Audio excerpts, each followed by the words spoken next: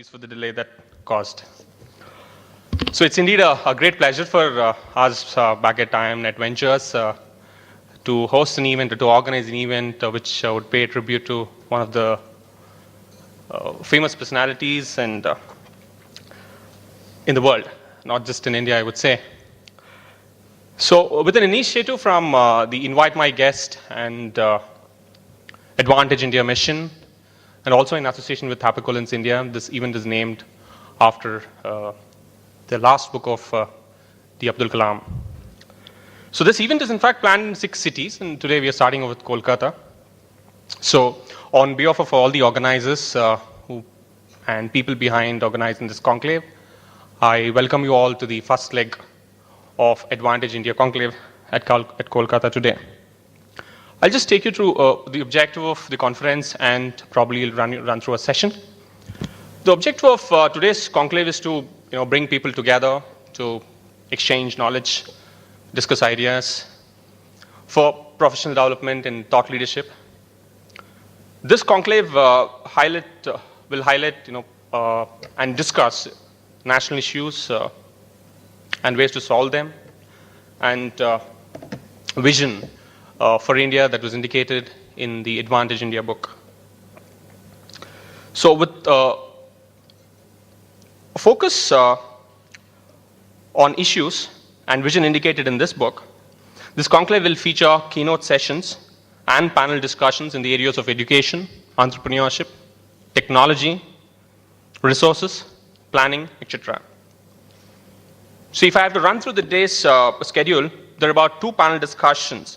One on building ideal 21st century India, and another on the role of education, entertainment, and media in civil society.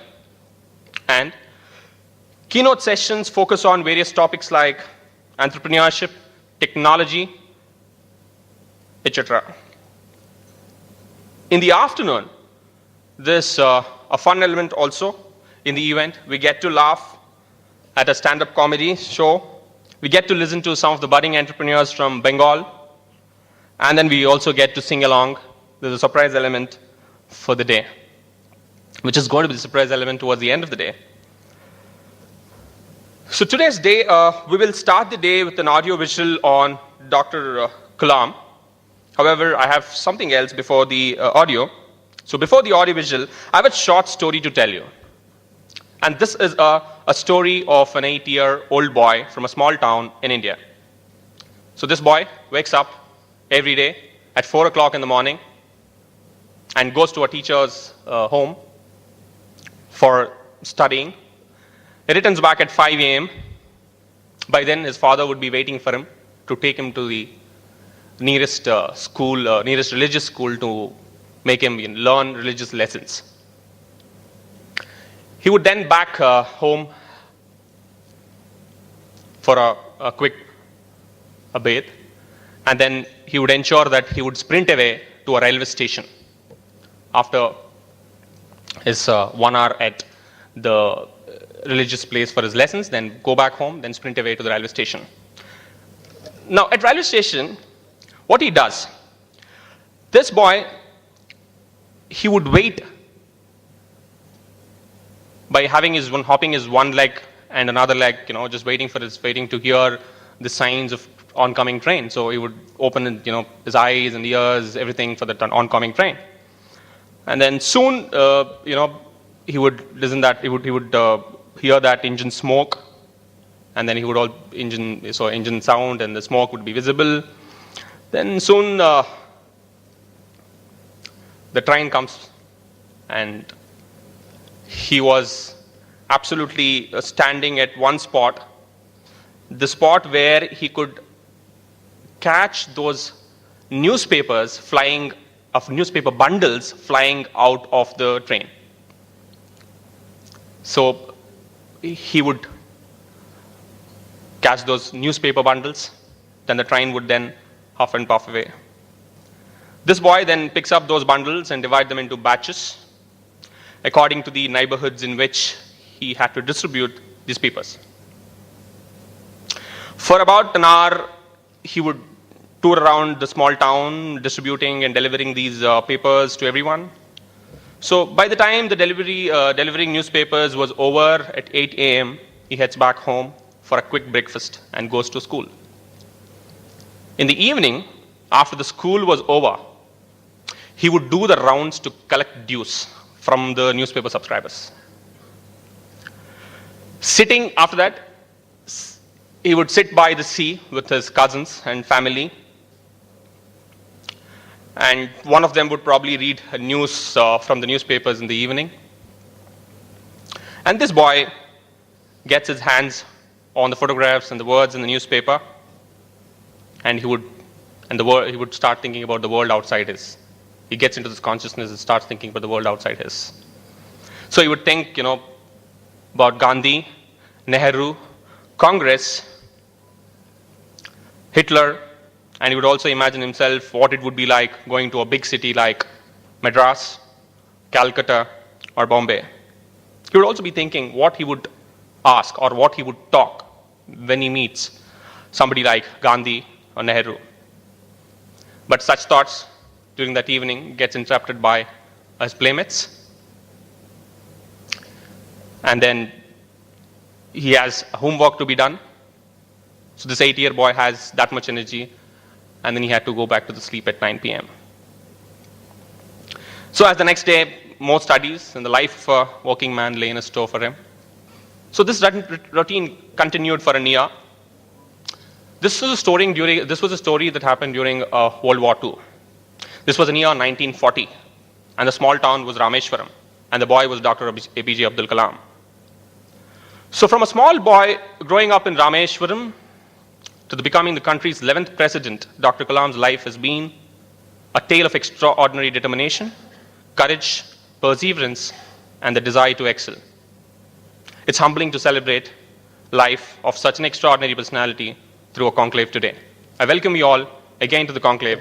Thanks for being here. We would love to see you all contributing a lot in terms of discussions to the conclave. Thanks a lot.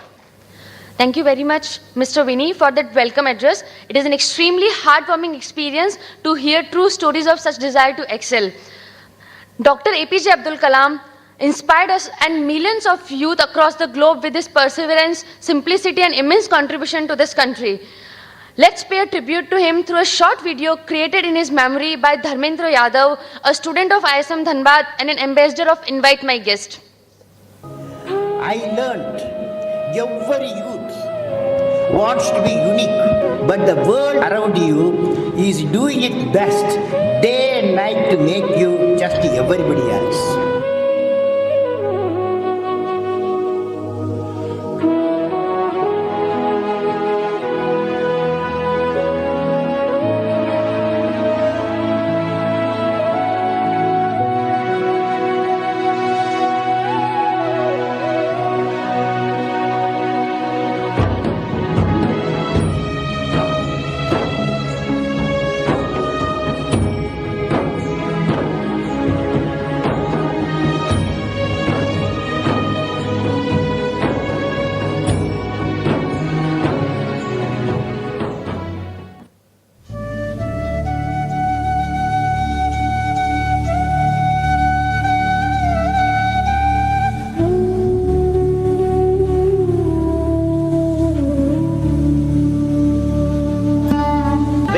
Righteousness in the heart, there is beauty in the character. When there is beauty in the character, there is harmony in the home. When there is harmony in the home, there is harmony, there is an order in the nation. When there is order in the nation, there is peace in the world. From a statesman, scientist and poet, this is unique. All the best to this great nation, India. All the best to our cooperation between the great nation, India, and the European Union. All the best, Mr. President.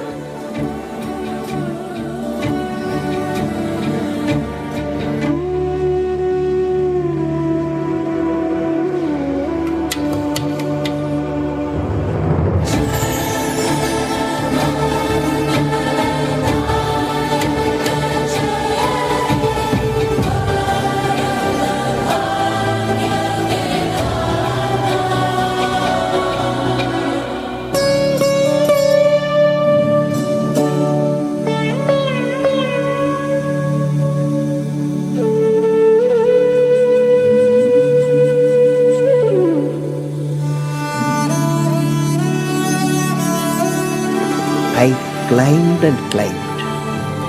Where is the peak, my Lord? I plowed and plowed. Where is the knowledge treasure, my Lord? I sailed and sailed. Where is the island of peace, my Lord? Almighty, bless my nation with vision